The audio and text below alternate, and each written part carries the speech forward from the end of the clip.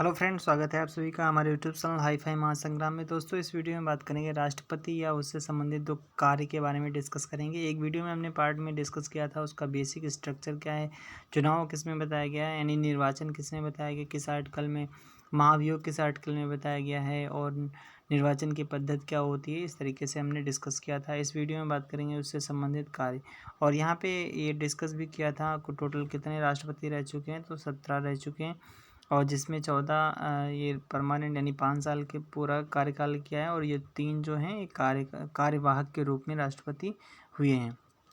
तो इनका पहले का नाम है वीवी गिर जो रहे हैं, ये कार्यवाहक के रूप में राष्ट्रपति रहे थे। मोहम्मद हिदायतुल्ला ये भी रहे थे और वीडी जत्ती, कौन, वीडी जत्ती। इस तरीके से याद कर लेना, कौन से, वीवी गिरी, मोहम्मद हिदायतुल्ला और वीडी जत्ती, वीडी जत्ती।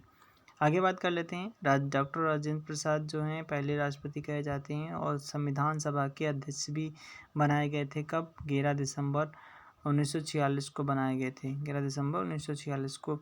और इनका मूल निवास क्या है? तो बिहार। इनका मूल निवास क्या है? बिहार। और सबसे यहाँ से क्वेश्चन पूछा जाता है, सबसे लंबे समय का कार्यकाल किस राष्ट्रपति का रहा था? तो उनका नाम था सिन्हा जी। क्या नाम था? सिन्हा जी था। और डॉक्टर सर्वपल्ली राधाकृष्णन ये प्रथम उपराष्ट्रपति थे, ये तो सभी को पता है। डॉक्टर जाकिर हुसैन ये कहा जाता है प्रथम मुस्लिम राष्ट्रपति। सबसे कम समय के लिए राष्ट्रपति बनाए गए थे, 1 वर्ष 11 माह के लिए बनाए गए थे। कार्यकाल के दौरान इनकी मृत्यु हो गई थी।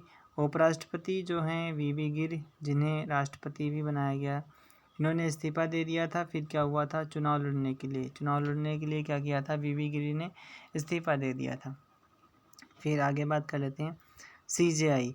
जो मोहम्मद हिदायतुल्ला हैं जो राष्ट्रपति बने थे और वीवी गिर जो हैं चुनाव जीत गए थे। फिर दोबारा यानी यहाँ से इस्तीफा दे दिया था, फिर लड़े थे चुनाव, तो दूसरी मतगणना इनकी करनी पड़ी थी। यहाँ से क्वेश्चन पूछा गया था कौन सी मतगणना में वीवी गिरी चुनाव जीते थे, तो दूसरे चरण की मतगणना में जो जीते थे वीवी गिरी।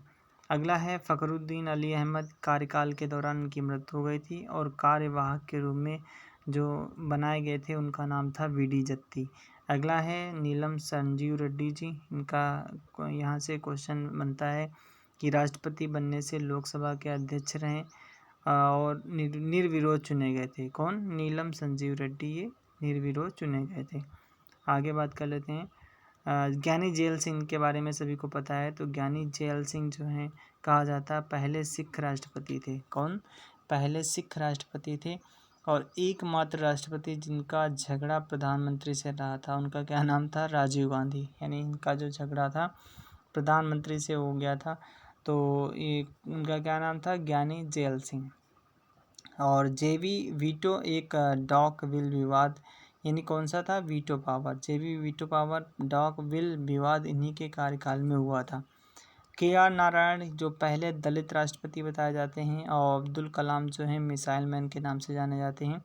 अब्दुल कलाम भी राष्ट्रपति रह चुके हैं।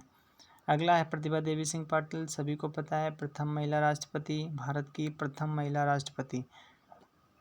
अगला है 13वें जो राष्ट्रपति हैं कहा जाता है प्रणब मुखर्जी और ये बंगाली राष्ट्रपति माने जाते हैं और बंगाली राष्ट्रपति बंगाल से। और 2019 का इन्हें भारत रत्न पुरस्कार दिया गया था। इसकी शुरुआत कब हुई थी? 1954 से भारत रत्न की शुरुआत हुई थी।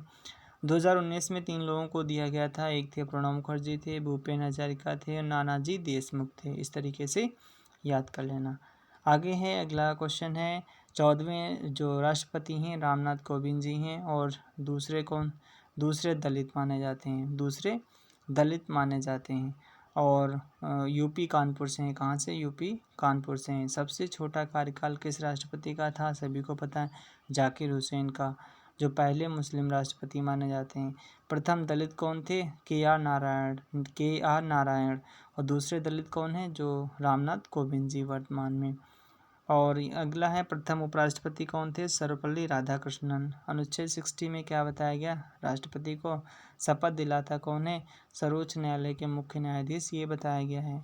राष्ट्रपति 143 यानी 143 के तहत सलाह लेते हैं किससे? CJI यानी चीफ जस्टिस ऑफ इंडिया से लेते हैं। फिलहाल बाध्य नहीं है, ठीक, बाध्य नहीं है।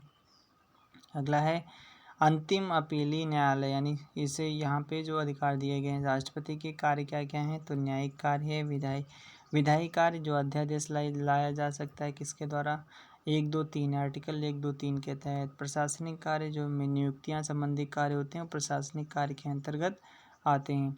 अगला यहाँ से देख लेते हैं, जब संसद सत्र में ना हो तो राष्ट्रपति अनुच्छेद 123 के तहत अध्यादेश जारी कर सकता है। यदि 6 माह तक इस कानून को पास नहीं करते तो स्वतः ये समाप्त हो जाती है।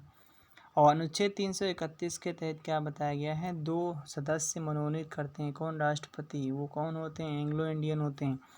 आर्टिकल 333 के तहत राज्यपाल जो क्या करता है, सदस्य मनोनीत करता है। अनुच्छेद 80 में क्या कहा गया, राज्यसभा में 12 सदस्य मनोनीत करते हैं, कौन, राष्ट्रपति। जो 4 विषयों में से किसी एक में निपुण होने, जैसे कला, साहित्य, समाज सेवा, विज्ञान, इनमें से एक लिया जाता है। 4 व्यक्तियों की नियुक्ति की जाती है, 4 क्षेत्रों से लिए जाते हैं, यानी 4 क्षेत्रों से लिए जाते हैं।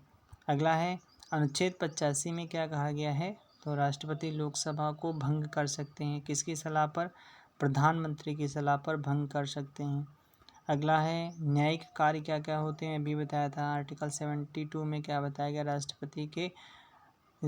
राष्ट्रपति क्षमादान कर सकते हैं, जैसे क्या है, फांसी है तो बिल्कुल माफ़ कर सकते हैं, या फिर इसका प्रारूप बदल सकते हैं, या लघुकरण कर सकते हैं। इस तरीके से जो सज़ा मिलती है उसको क्षमादान के अंतर्गत रखा जाता है, समाधान दे दिया जाता है। प्रशासनिक कार्य के अंतर्गत, जैसे प्रशासनिक कार्य में बताया था नियुक्तियां, तो राज्यपाल की नियुक्ति राष्ट्रपति, प्रधानमंत्री की नियुक्ति राष्ट्रपति द्वारा, सर्वोच्च न्यायालय के मुख्य न्यायाधीश राष्ट्रपति के द्वारा, महान्यायवादी की नियुक्ति राष्ट्रपति के द्वारा की जाती है। अगला है CAG, भारत का जो नियंत्रक एवं महालेखा परीक्षक होता है उसकी भी नियुक्ति किसके द्वारा की जाती है, तो राष्ट्रपति के द्वारा की जाती है। राष्ट्रीय मानवाधिकार जो अध्यक्ष होते हैं और या अन्य सदस्य की नियुक्ति चुनाव आयुक्त अन्य की नियुक्तियां भी राष्ट्रपति के द्वारा की जाती हैं। संघ लोक सेवा आयोग के अध्यक्ष एवं सदस्यों की नियुक्ति कौन करता है, राष्ट्रपति ही करता है। चलिए दोस्तों, आज के लिए इतना ही। Thanks for watching. कैसा लगा वीडियो, और लास्ट में कमेंट करना दोस्तों। अगर आप UP SSC पेट की तैयारी कर रहे हैं तो ये इम्पॉर्टेंट वीडियो है, और हम धीरे धीरे सभी पॉलिटी के सभी टॉपिक को कवर कर रहे हैं। और UP SSC का जो स्टैटिक GK का है, जहाँ से 10 नंबर के क्वेश्चन आएंगे, तो उनने एक प्लेलिस्ट बना दी है, वहाँ से आप देख सकते हैं। उस प्लेलिस्ट में UP SSC के जो पेट एग्जाम है, स्टैटिक GK के जितने भी टॉपिक हैं सभी टॉपिक को कवर किया गया है, आप देख सकते हैं। चलिए दोस्तों, आज के लिए इतना। Thanks for watching.